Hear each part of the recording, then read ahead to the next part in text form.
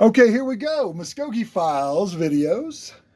Today's video is going to be the who, what, when, where, why, and how of the 4,000 deaths, me, Orange Rex, the descendants associated with them, the VIPs among them, and of course you. We're going to include things about you. The first one we're going to do is right here, and I'm just going to jump right in. What are the Muskogee Files?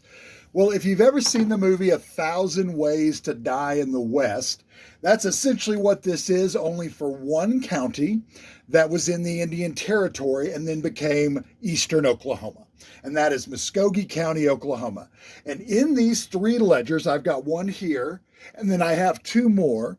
They have a recording of 4,000 deaths and then the officials that were associated with those deaths, whether it be signing family members, doctors, the county health assessor, or the undertakers that were associated with them.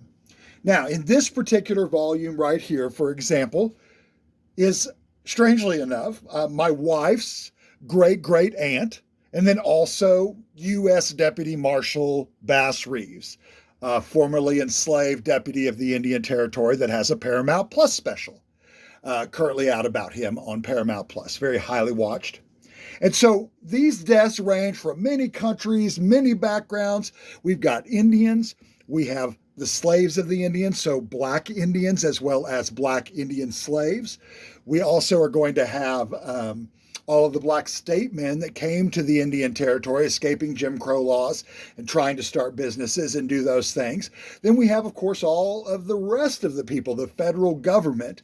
The Muskogee, this area was where the Dawes Commission was set up. And that is where the Indian tribes, the 5 civilized tribes, had to come for their citizens to get their land allotments. When we broke up the Indian lands and gave them to individuals in the late 1880s into the early 1900s, this is where it was being done, was in this county. And so there are a lot of federal employees here.